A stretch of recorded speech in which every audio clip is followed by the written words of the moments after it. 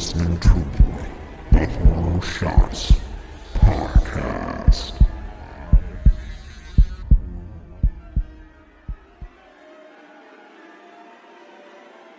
Hello again and welcome to another Horror Shots Podcast with me, Casey. Of course, this podcast is brought to you by morbidlybeautiful.com. Be sure to check out that website for everything horror, from reviews to top 10 lists to interviews. I know they just put a whole bunch of great interviews up recently, so go check it out. It's really, really worth a read. If you love horror, you'll love Morbidly Beautiful. Now, I guess first off, I should start this episode by apologizing for not putting anything up on Friday. There is a reason for that. If you don't follow me on Facebook, then you probably don't know what happened, but I got into a little car accident on Friday. Nothing serious, no real damage to the car, no real damage to me, other than a little bit of whiplash. And I just kind of took the weekend to relax and try not to aggravate that as much as possible. So that's what happened there. So hopefully you can forgive me for that, and you get a little early week podcast this time. And I do have to get some housekeeping out of the way, and that would be, if you do want to contact me, you can do so at my website at horrorshots.com, on Twitter at horrorshotspod, or Instagram at horrorshotsphotography, and lastly, Facebook at horrorshots. Pretty simple. I'm open to all sorts of different ideas, suggestions, whatever you have going on. Feel free to let me know, comments, so on and so forth. And that does bring me to the last point before we get on to the cast today. And that would be, if you do want to leave a review, I'm not going to get in your way. Any review does help, as it does kind of play with the algorithm and helps me get found in this kind of topsy-turvy world of the podcasting universe. Now that does help with anything from showing up in searches to more listenership, which is just more fun for everybody involved. So if you could do that on whatever podcasting site or catcher or whatever you listen to, that would be fantastic.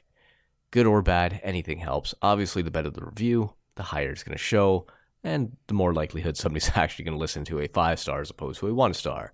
But it's totally up to you. Now, today's podcast is going to be on another demon, but not a specific named demon per se, although there is origins in a traditional named demon. Today we're going to talk about the succubus. Now, you may not be overly familiar with the term, or you might be. It's really dependent on your knowledge of kind of obscure-ish demonology, although it does pop up in popular culture quite a bit. I know Supernatural has done an episode or two on the succubus, or at least I believe they have.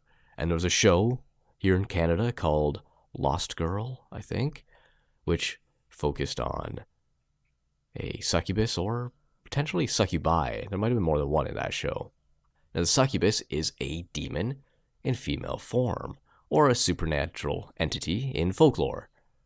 And that appears in dreams to take the form of a woman in order to seduce men, usually through sexual activity. Now, there is a male counterpart to this, and you may be more familiar with this word, or this name anyway, and that would be the incubus. Like the band, Incubus. It is pretty much the male version of the female sex demon. Religious traditions hold that repeated sexual activity with the succubus may result in the deterioration of health or mental state, or even death. Modern representations have a succubus appear or not appear in dreams, and is often depicted as highly attractive, such as a seductress or an enchantress. Whereas in the past, succubi were generally depicted as frightening or demonic. Now, the word itself is derived from late Latin succuba, meaning paramour, or succubere, to lie beneath. Sub, meaning under, cubere, to lie in bed. Used to describe the sleeper's position to the supernatural being. That's where that comes in. It's on top of you. Now, the word succubus originates from roughly the late 14th century. In folklore, the succubus is depicted in the Jewish mystical work Zohar and the medieval rabbinical text Alphabet of Ben Sira. Lilith was Adam's first wife, who later became a succubus. Now that may or may not be true, but it does hold water, considering I did a podcast dedicated to Lilith, which is one of the more popular ones I've ever done, actually. And it did say in many sources that Lilith was potentially the very first succubus. Now, she left Adam and refused to return to the Garden of Eden after she mated with the archangel Samael. In Zoristic Kabbalah, there are 4 succubi who mated with the archangel Samael. There were 4 original queens of the demon: Lilith, Isis, Agrat Bat Mahalat, and Nama. A succubus may take a form of a beautiful young girl, but closer inspection may reveal deformities on her body, such as bird-like claws or a serpentine tail. Now, how you missed that at first sight, I do not know. But, when a guy gets a little happy, sometimes you just stop thinking. Folklore also describes the act of sexual penetrating as a succubus as akin to entering a cavern of ice. And there are reports of succubi forcing men to perform cunnilingus on their vulvas, which drip with urine and other fluids. Yummy. In later folklore, a succubus took the form of a siren. Throughout history, priests and rabbis, including Haniana, Ben-Dosa, and Abai, tried to curb the power of the succubus over humans. However, not all succubi were malevolent. According to Walter Mapp, in the satire Trifles of Courtiers, Pope Sylvester II was allegedly involved with a succubus named Meridiana, who helped him achieve his high rank in the Catholic Church. Before his death, he confessed his sins and died repentant. Now, there is some potential for these demonic creatures to reproduce even. According to the Kabbalah and the school of Rashba, the original 3 queens of the demons, Agrat, Bat, Mahat, Nama, Isis, Zenuman, and their cohorts gave birth to children, except Lilith. According to other legends, the children of Lilith are called Lilin.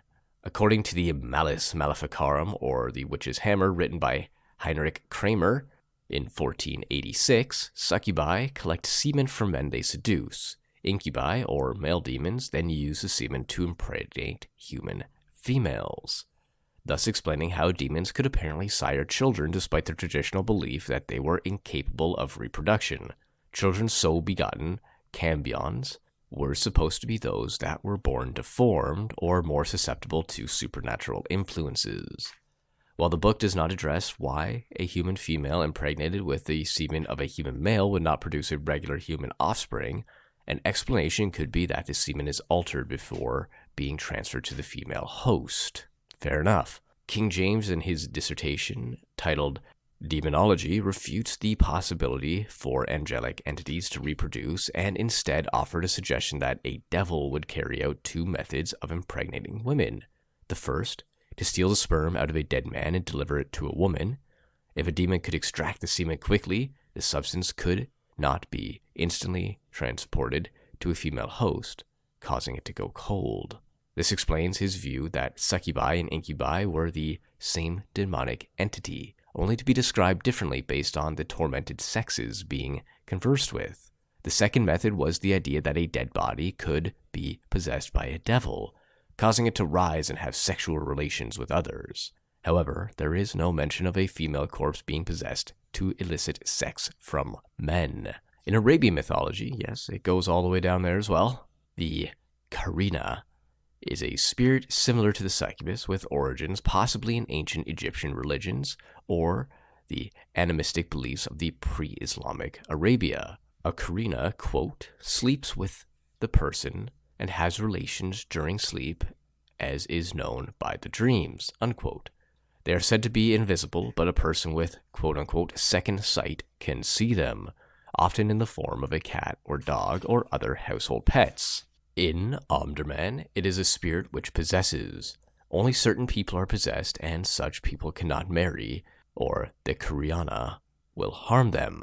It has been kind of reported that people who have spent the night with a succubus, whether they know it or not, wake up exhausted after dreams of a beautiful woman or man, in the case of an incubus. They wake up exhausted, claiming a spiritual attack upon them. Now, there are some scientific explanations. Of course there are. There always are. But we're going to get into that in a little bit, as I found some actual case studies that I'm going to read to you. So just hold on for that. I got a little bit more information on these wonderful creatures known as the succubus and incubus. Now, the following is from ancientorigins.net. Known by many names around the world, and over time, diverse cultures have spoken of vampire-like demons that feed off human energy and attack their victims at night. Two of the popular names in English for such entities are the incubus and succubus, or plural, incubi and succubi. Demons which attack their victims by pressing down on them, often while sexually assaulting them as well. So not a very 2019 demon, is it? The incubi is said to be the male form of the demon and is believed to assault women. The name of this demon comes from the Latin incubo, meaning nightmare, which has its origins in the Latin word incubare, or to lie on.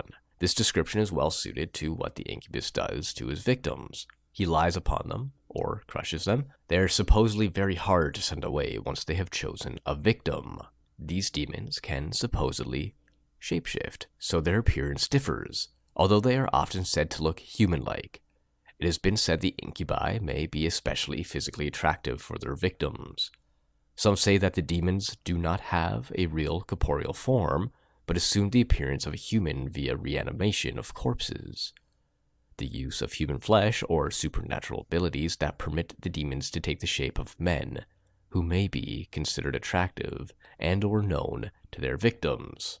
Incubi have been written of in many texts and were especially popular in Europe during the Middle Ages. Unsurprisingly, these demons and some of their victims were also associated with witchcraft. The church proposed that demons were fallen angels who consumed by an insatiable lust for human women. With that in mind, some sources suggest that incubi prefer to prey on strongly religious women, such as nuns. Medieval folklore said that there were 9 times as many incubi as their female counterparts, the succubi. Now, the succubus, from spirit bride or lie under, is the female form of an incubus demon. Accounts of these demons appear in ancient Akkadian, Sumerian, and Greek texts.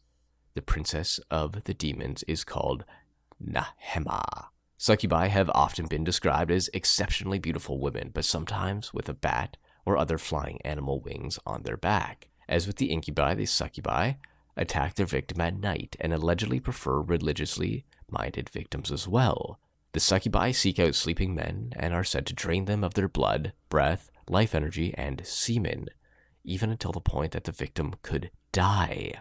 Some resources say that a succubus doesn't even need to be physically present in a man's room to attack.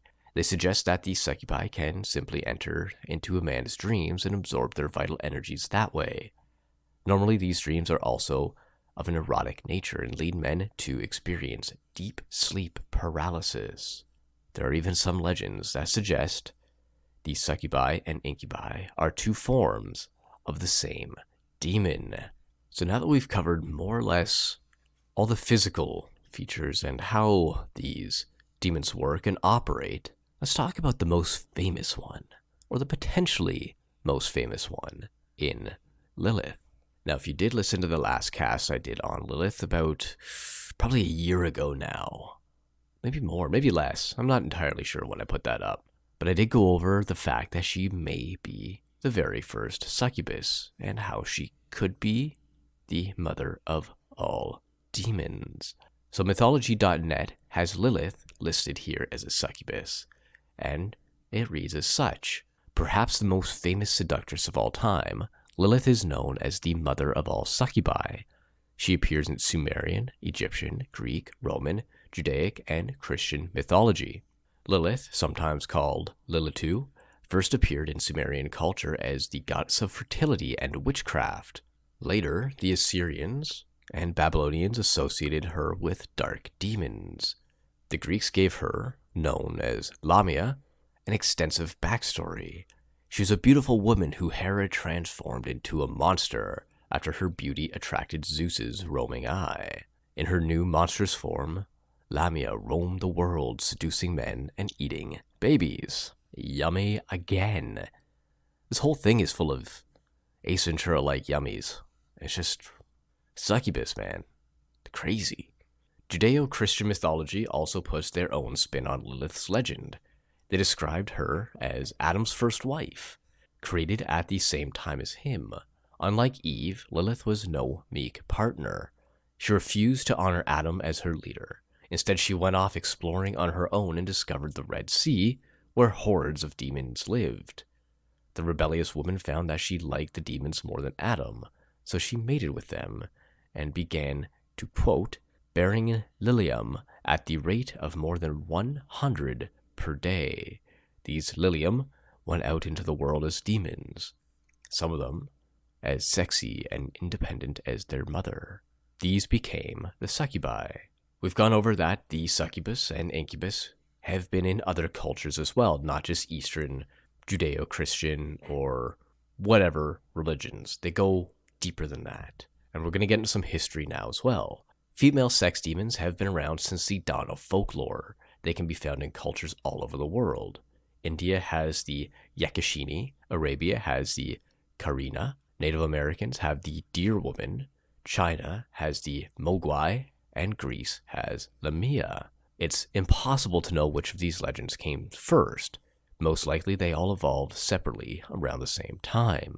And I did go over this in a podcast long ago. I'm not even sure if I still called it the Horror Shots podcast at that point, but I did find it fascinating that Culture A and Culture B have very similar mythologies or folklores or legends that developed around the same time, despite there not being any sort of collusion. It would be impossible for the ancient Greeks to know what the Indians or the Chinese called their sort of sex demon and have the same backstory and the same or similar sort of origins. It's fascinating, and it kind of lends a little bit of credence to that these tales might just be true or based on something very true. That's just a little side note. While we know that the word succubus, which is a combination of Latin words, popped up around medieval England, by the late 15th century, these she-demons were well known and often discussed by theologians, who tried to explain their origins, their ability to reproduce, etc., etc.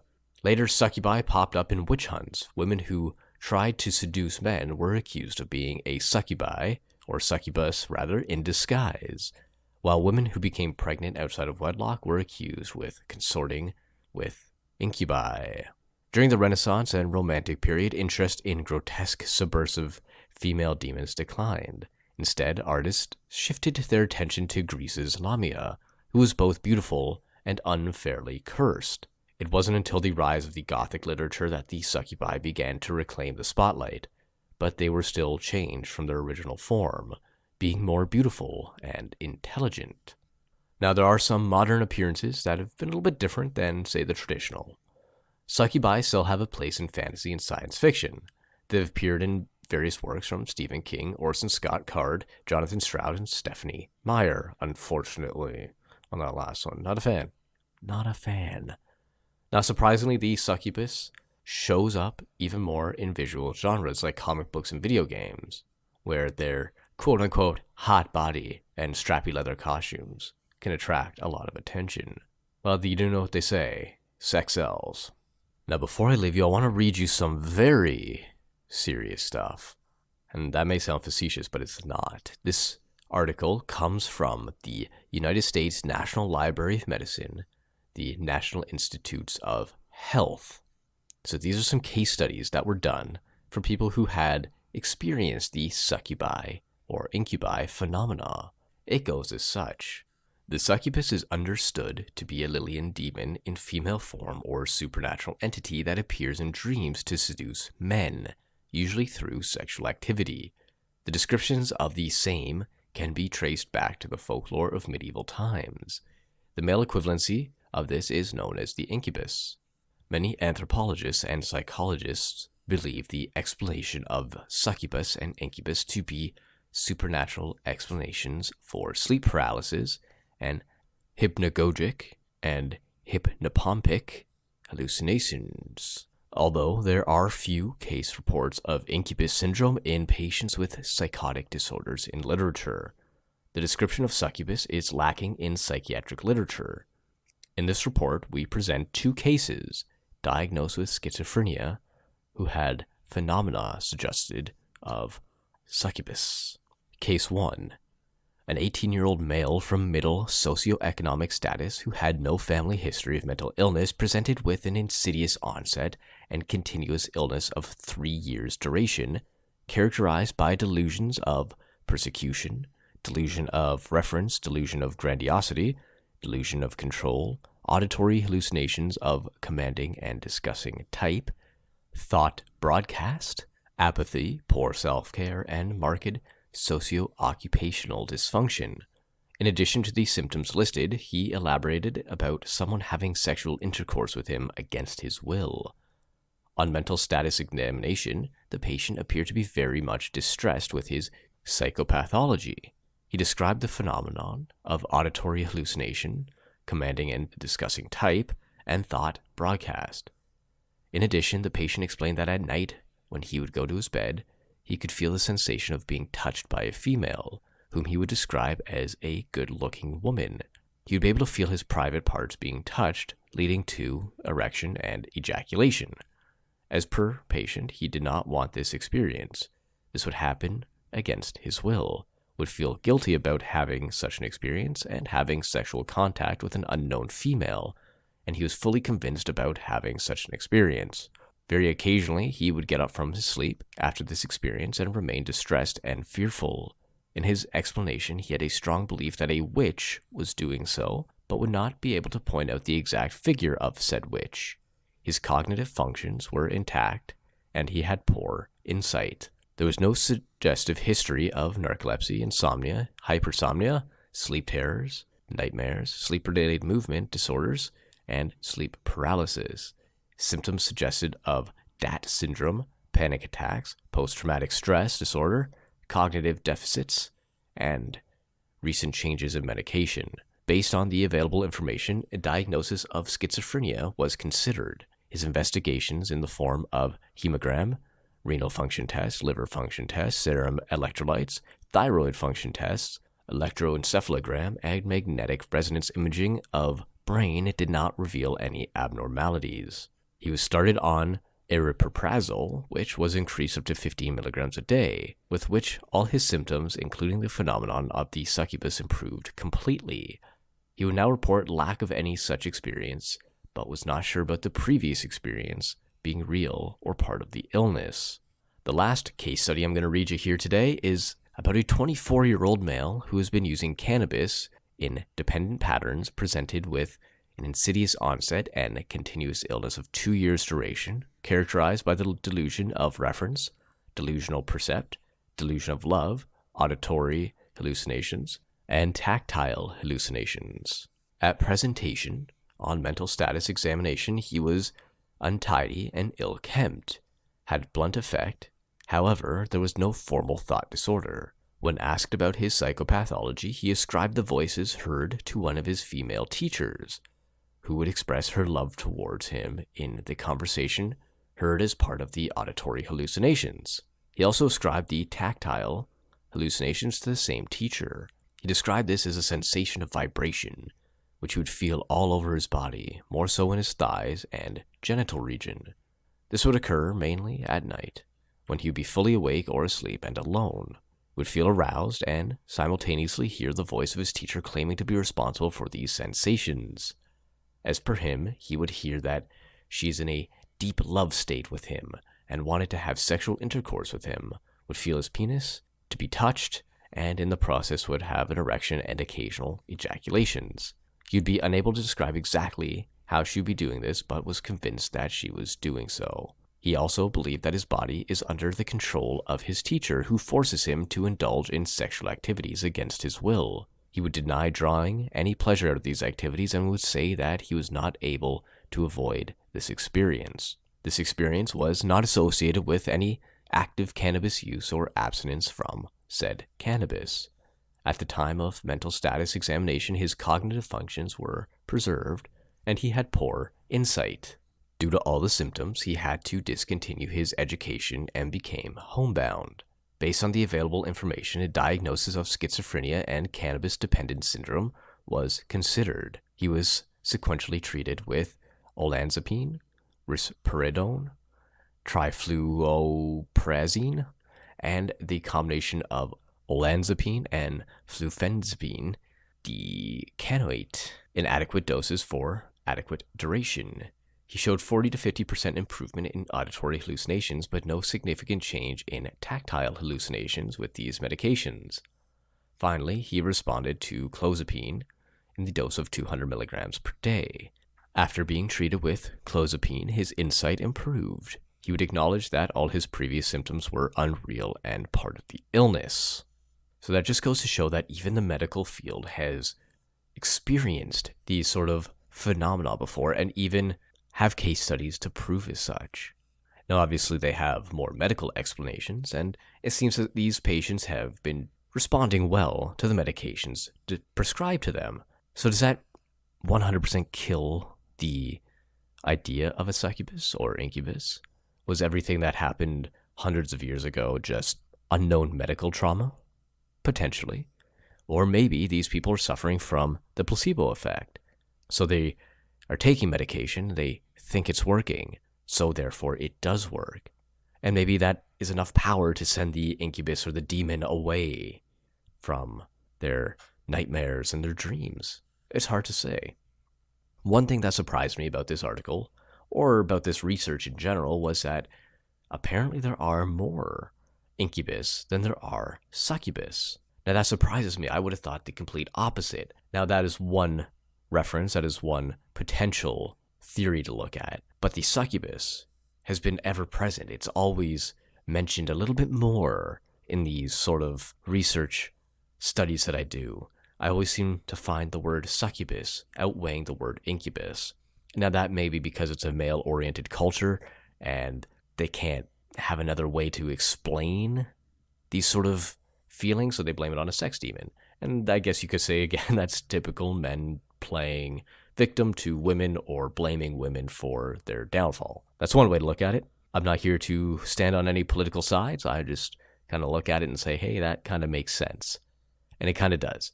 Men generally don't like to be wrong, especially old-timey men from the 14th and 15th century. But that does bring us to the end of the cast today. It's a little bit longer than I thought. I do apologize for that, but I wanted to make up a little bit for missing on Friday. So once again, if you did like what you hear, drop a review. If you don't want to, that's perfectly okay too. But until next time...